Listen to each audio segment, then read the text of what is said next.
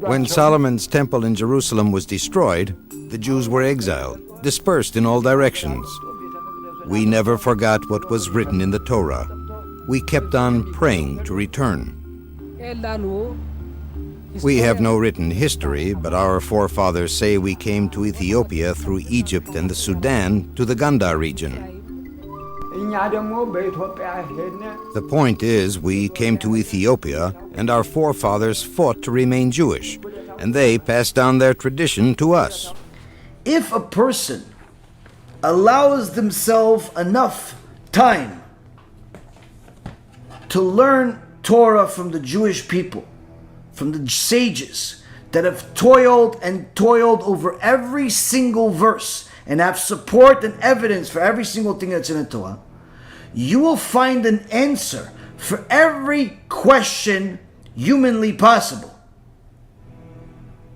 You'll never find something you don't have an answer for.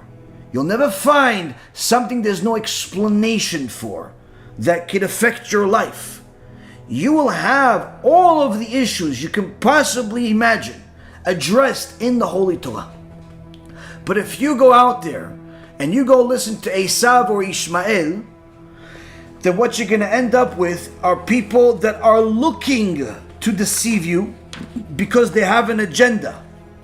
Just like Esav had an agenda, just like Ishmael had an agenda, but they're not going to tell you they have an agenda, because to you they're going to sound like Yaakov.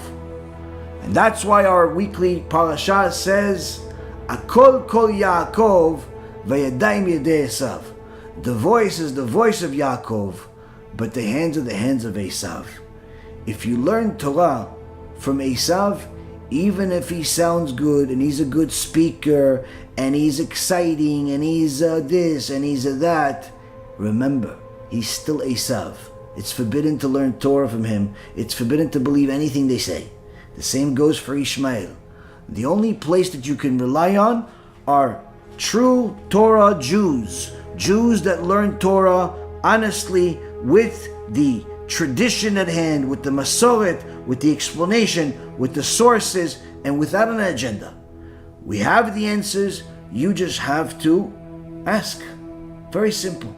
Baruch Hashem, this allows us to not only address different interesting issues within the weekly parasha, but also take some of these tools to deal with some of these problems that are out there in the world today.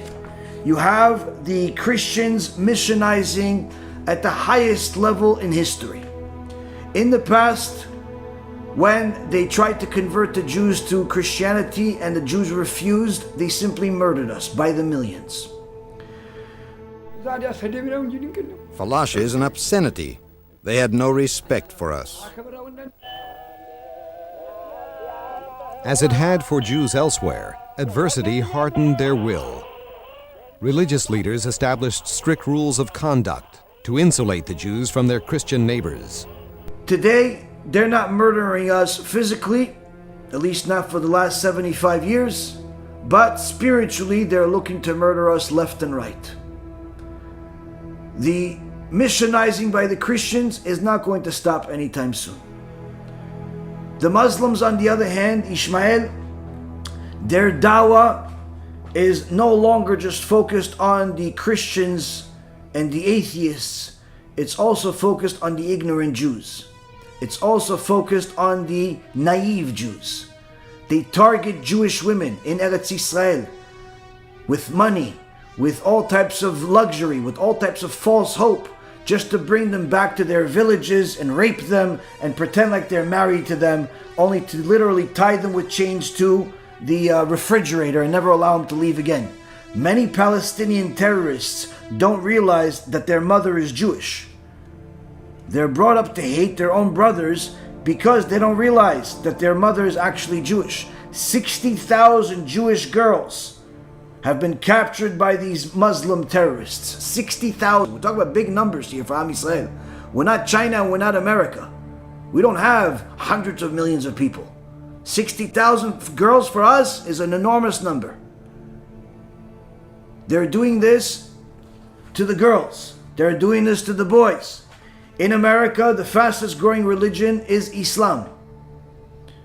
They've normalized it and beautified it to the point where your average American is becoming more inclined to adapt it, to fall into it.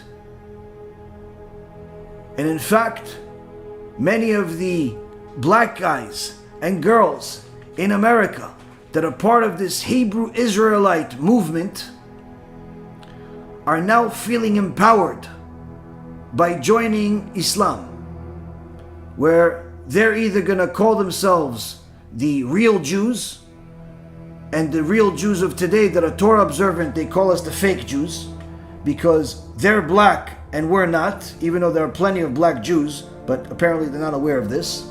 And Judaism is not determined by skin color. It never was and never will be. Nor is it determined by DNA. Never was and never will be. But nonetheless, these black people think that their color is so significant that it determines their heritage, their lineage. And many of them are actually going to Islam. Some of them are staying with Christianity. Some are going to Islam 100%. Some have a mix of both. Literally, they have a mix of both. It's the same mishmash of craziness, but it's empowering a lot of people that are looking for attention, looking for a position of power, and they're making movies, and they're making videos, and they're making protests, and they're making a lot of noise. Beware, lest any man spoil you. So that's what you must do. You must be aware, lest any man spoil you, meaning lie to you, right? Like being white, you being what's your nationality?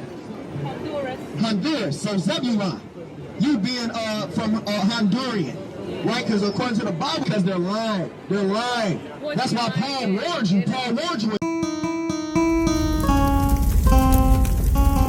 Colossians 2:8. Listen, y'all listen. Beware, lest any man spoil you. So that's what you must do. You must be aware. Our forefathers erected a barrier.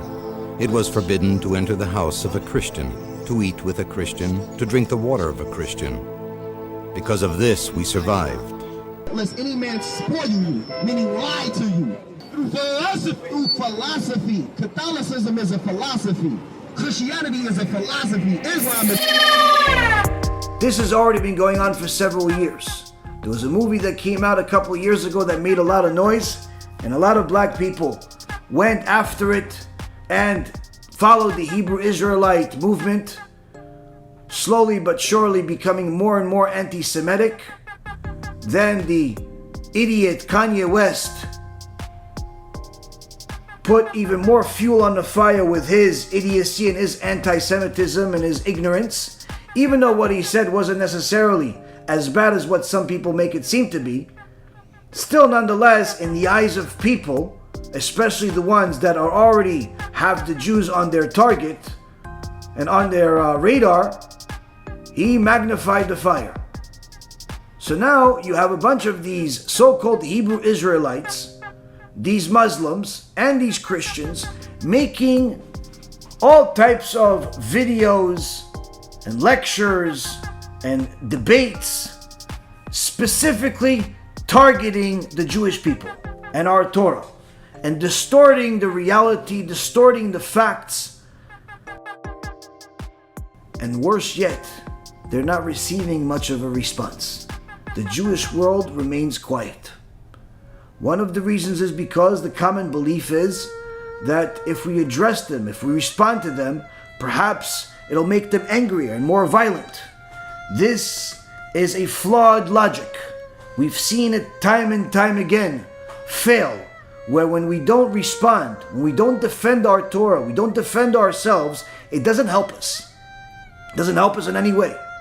In fact, especially with people that are hot-tempered and people that are looking for attention, like these Hebrew Israelites, not responding to them actually fuels their fire even more, because from their warped logic, they think that because we don't respond, we don't have a response.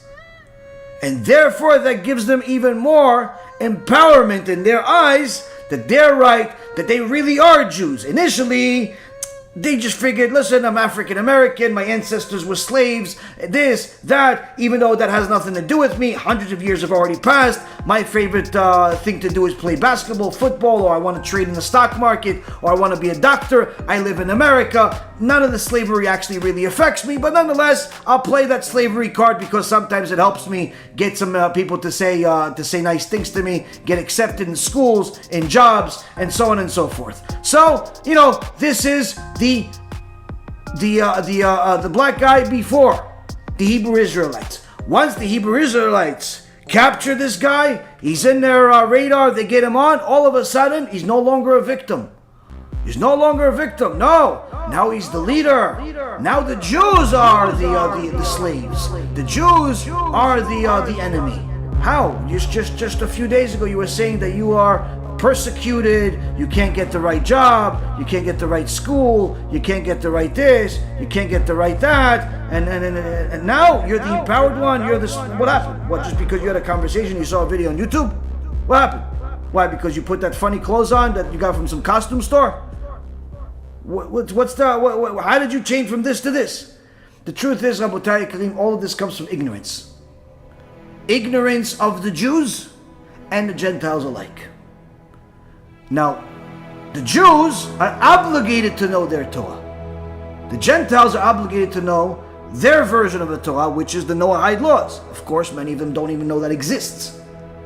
But the point being is that the only defense that a Jew will have in the spiritual war that's today against the missionaries of Christianity or the missionaries of Islam or the mishmash of the Hebrew Israelites, half Muslim, half Christian craziness, the only way is if the Jew has knowledge of the truth. Knowing enough of the Torah to know how to deal with these issues takes time. Takes time. So you can't get that time tomorrow. But what you do need to get, and what you do need to get to have already right now, is enough confidence in our Torah and enough humility in your knowledge, where you know that if somebody shows you something that contradicts our Torah, something that you don't understand, you simply say, listen, I don't understand, I have to look into it. And even if they say all types of pressuring statements to you saying, what? You don't know your own Torah? You call yourself a Jew? You don't have an obligation to know the entire Torah by heart. This is why debates are not really the best example of knowledge. Debates, generally speaking, are the example of who knows how to think quickly. To think quickly, to come up with tools and words in order to fool the audience, to carry them to their side, similar to a lawyer. Real debates are done with time, with text, without pressure. So don't debate anybody. Not online, not on videos. Focus on learning. Focus on learning enough to know the information, to know the Torah, and also to develop enough humility that when someone gives you something about our Torah that is contradictory, that is not explainable, just know you don't know everything, but you could find out. If you take enough time, you open up the books, you'll find the answer. Trust me when I tell you, we've been around for 3,333 years since we got the Torah at Mount Sinai. No Arab from 1,400 years ago, and needless to say, no idolater from 2,000 years ago is going to teach us our Torah. If you combine both of their religions, they don't add up to a single page in our Holy Torah. But of course, they will always sound like Yaakov, because that's their intention. If you allow them, they'll make you even feel like they're Yaakov. The key is to know who's really Yaakov. The key is to know that Yaakov has the answers. You have to focus on learning our Holy Torah and not debating any of these monkeys, not debating any of these elephants, not debating any of these idolaters, not debating any of these people. You have to go learn about what Rashi says. Now, for anyone that knows me already for all the years, this has nothing to do with race. This has nothing to do with color. I have plenty of friends, students, employees, former employees, all types of people that I've associated with from all over the world. I have students that I treat like my children and even spend more time with them than I do with my own children that are black people, that are Spanish people, that are from different parts of the Middle East. None of that stuff matters to me. I don't see color. So don't make any comment, oh, he's racist, he's this. Go play that card on somebody else. Even on my channel, you'll see that one of my very dear sons, who I call my son, but he's really from a different mother, he, married another one of my daughters. He's black, she's not. So we have made a whole movie for them. Not because we're looking for views, because we thought it was a special story. So this has nothing to do with race. Race has nothing to do with Judaism. Judaism has everything to do with the Torah. Now, to remind any of you that perhaps are going to be attacked or confused about the Hebrew Israelite nonsense that is becoming louder and more obnoxious today, you don't need to debate them, because you could destroy their entire belief system in a single sentence. Their whole principle, their whole belief system is based on their color. Because they're black, therefore they're the Jews. That's their belief. Why? Because they believe that Judaism started somehow in Egypt. Not really sure how they got there. And then they believe because Moses married Tzipporah, and it says Tzipporah was a Cushite, and Cushite could be translated into a black woman, so therefore that also supports their warped logic. So again, Judaism did not start with Moses. Everyone knows this, but apparently no one taught them this. Judaism started with Avraham Avinu. Avraham Avinu, we learn about him the first time at the end of Parashat Noach. Avraham Avinu came from Bavel, and he was in a city called Ur Kasdim. At the end of Parashat Noach, in chapter 10, you'll see that there's a city called Babylon. And in that city in that country, they had a place called Ur Kasdim. And then after that, in the beginning of Parashat Lech Lecha, we see that Avraham leaves with his family Ur Kasdim and goes to Haran. Now, what are all these places today? Bavel is Babylon. Babylon, or Babylonia, you look it up on the internet, that is modern day Iraq. And Haran is Turkey. Now, throughout all of history, including today, you will never find black people living and being the majority of the people of Iraq. Perhaps some African American or African black people, whatever it is, Haitians move there, hanging out there, maybe to have a few shops, a few electronic stores, a few, restaurants, whatever they do. But as far as the people themselves in Iraq, have never and will never be black people. Some of them are darker, some of them are lighter, some of them skin complexion like mine, some have a little darker, some a little lighter, but nonetheless, everyone knows they're not African Americans. They don't look like Kanye West. They don't look like P. Diddy. They don't look like 50 Cent. They certainly don't look like the Hebrew Israelites. Avraham is not something you can challenge. Everyone knows everything started with Avraham. Avraham came from Iraq. Sarah also came from Iraq. Not Egypt. Not Ethiopia. Not Nigeria. So anyone that says they're Jewish because they're black is simply an idiot who doesn't know anything about Judaism. Now, are there black Jews? Absolutely there are. There are black Jews in Nigeria. There are black Jews in Israel. There are black Jews in America. There are black Jews everywhere. But one of the unique things that HaKadosh Baruch Hu put into the creation, only in the Jewish people and no other people, is that the Jewish people changed their form due to the air. That's what the Zohar Kadosh says.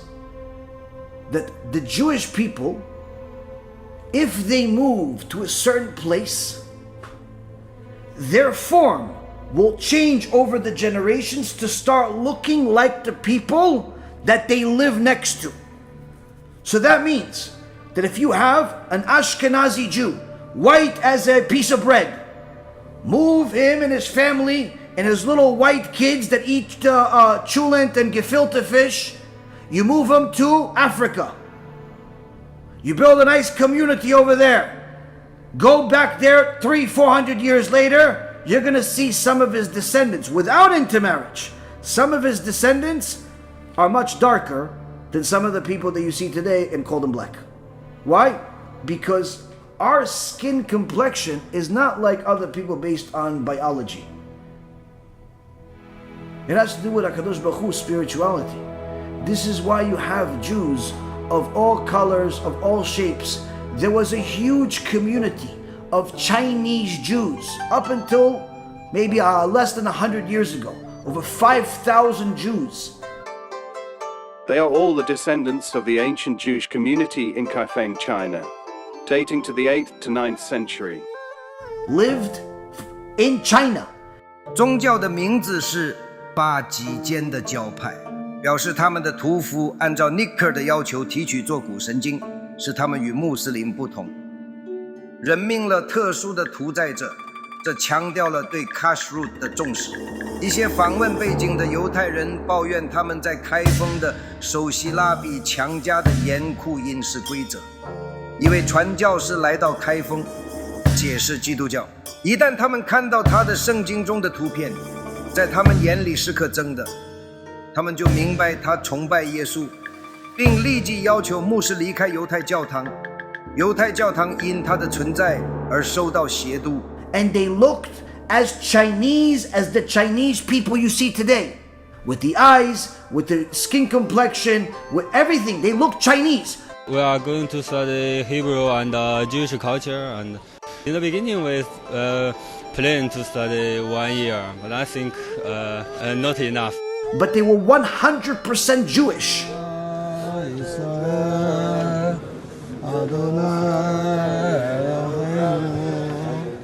This is not intermarriage. This is not conversion. Jewish. Same thing with Ethiopian Jews. Many of them that moved to Israel. Rav Ovadia alav shalom, Paskin, after confirming that they were all 100% Jewish, not converts. An emergency operation is planned to rescue the Jews of Ethiopia. It is codenamed Operation Solomon. On May 20th, 1991, Ethiopia's president flees his country. But remnants of the Mengistu government now demand a $30 million ransom to let the Jews go. Israel and the Jewish world come up with the money. In Addis and Jerusalem, the green light finally blinks on.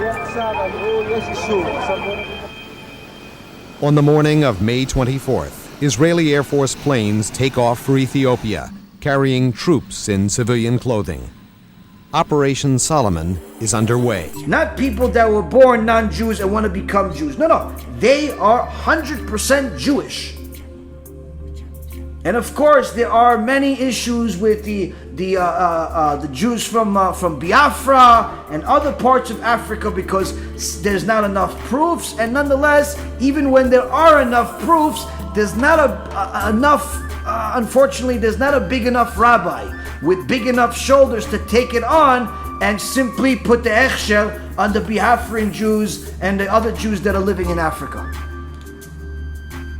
But let no one confuse you to think that your skin complexion is what makes you Jewish or what doesn't make you Jewish. There are Jews in Venezuela that look exactly like the rest of the people in Venezuela. There are Jews in Iraq. There are Jews in Iran. To this day, there are Jews in Iran.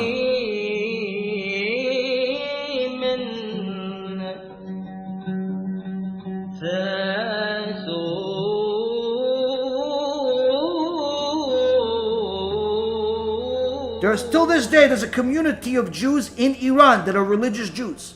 There are Jews in Yemen that look just like the Yemenite people. بس كان في يهودي أو اثنين يعني كانوا في المدارس المسلمين لا دخلوها بس يعني يفعلوا فترة وبطلوا.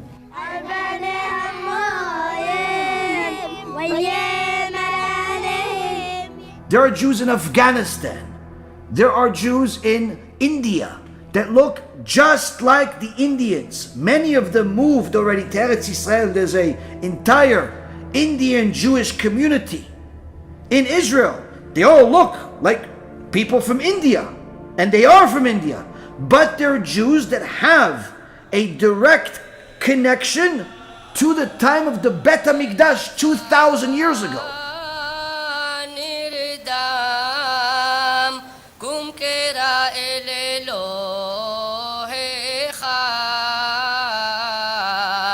ערב יום כיפור, אנחנו היינו מתארים את עצמנו, מוציאים ציפורניים, הולכים להסתפר והכל נקי כמו שצריך. בערב הולכים למקווה כזה, שזה היה באר גדול, שכל היהודים היו מתאספים שמה, מתרחצים, טובלים את עצמם שמה. ומאז שהם מתלבשים את הבגדים לבנים, כשהם יוצאים לכביש, שהגויים שמסתכלים עליהם עם בגדים לבנים האלה, כיפה לבנה, הכל, הם יודעים שזה החג של היהודים, שאסור לדבר איתם היום. כי יום הזה יהודים נהגו לא לדבר איתם, כי בגלל שאולי בדיבורים האלה יצאו מילים רעים מהפה של האנשים, וזה ממש לא מקובל שאתה הולך לאלוהים לבקש סליחה, ואתה מוציא מילים לא יפות מהפה. אחרי זה שהגויים גם כיבדו את בית הכנסת. בבית הכנסת היה נהוג לא לנגן על שום כלי, ולשמור על השקט, התפילות וכל הדברים האלה. כשהיו יוצאים התהלוכות של הגויים, של החתונות או דברים אחרים, הם היו באים על יד הבית הכנסת ברחוב, עוצרים את כל הנגינות, כל המתופפים, הכל היו עוצרים, עוברים 10 מטר מהבית הכנסת, מתחילים עוד פעם לנגן ולעשות רעש כמה שהם רוצים. היחס של הגויים כלפי היהודים ממש היה מכובד. This is the one unique thing in the physicality of the Jews that's unlike anyone else in the world. Because if you're a Spanish, Chinese, Russian, black, whatever you are, and you're a Gentile, guess what? You can move to America as black. 300 years later, your kids are still black.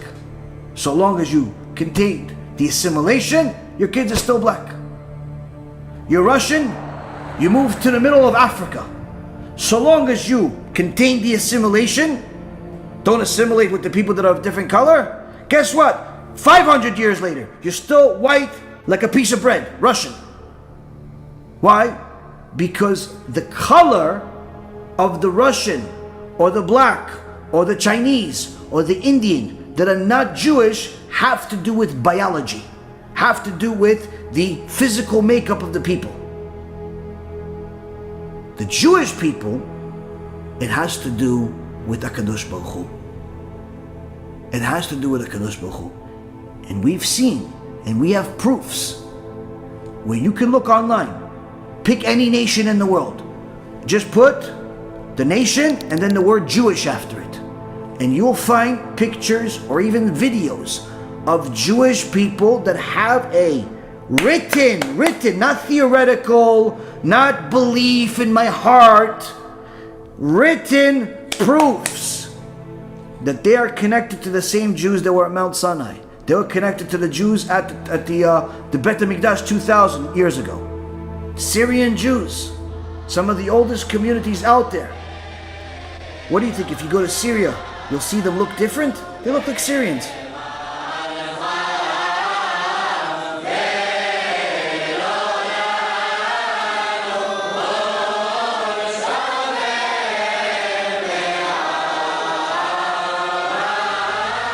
Jews from Tripoli, my ancestors. What do you think? We look like Moroccans? No, we look like Jews from Tripoli.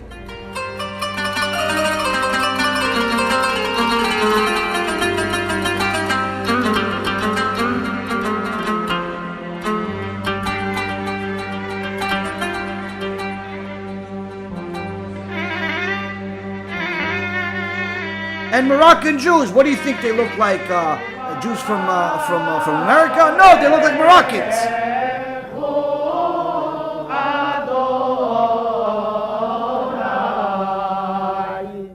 Why? Because that's how Kadosh Baruch Hu created the world, with the Jews being unique, both physically and spiritually. Now, if you're gonna play the race card, at least know who you're playing with. We are called the people of the book because we follow the book. We don't speak extra loud or extra obnoxious or extra intimidating just for the sake of proving our points. We don't need to. We have the proof. We have the connection. Now, if you want to join our people, you want to be a real Jew, you don't need to pretend. Salam alaikum. Welcome. You're welcome to come. But you have to convert. Orthodox conversion. Go to a Bet Din. Follow the laws of the Torah. Then you'll be a Jew. Don't tell me you're a Jew because of your color. Don't tell me you're a Jew because of some person that told you whatever they told you. You want to be a Jew? Follow the Torah. Torah says if you weren't born a Jew, you have to convert to Judaism. Judaism is not determined by DNA. Judaism is not determined by feelings. Judaism is not determined by theories. Judaism is determined based on the laws of the Torah. And those laws of the Torah welcome everybody in the world today to convert to Judaism if they want. But if you are going to continue playing this nonsensical card that's going to mislead the public, know that you will be punished severely. The Gehenom for the Gentiles that try to mislead the Jewish people will never end. The Mashiach will come. The world will end. But the fire that burns those people will never end. The agony and pain that they will have will be shown to all of society. So much so when the resurrection of the dead happens, HaKadosh Baruch Hu will allow them to resurrect, completely disheveled and destroyed, just to see all of the righteous people prosper, and for all of the righteous people to see all of the wicked people that didn't follow the way of God. So if you want to follow the Torah, follow. Come. Join us. You want to distort the Torah? You are an enemy of God, and God will take care of you. For you Jewish people that are watching, it's better you get acclimated to your desk, to your books, because you have a spiritual war coming, whether you like it or not.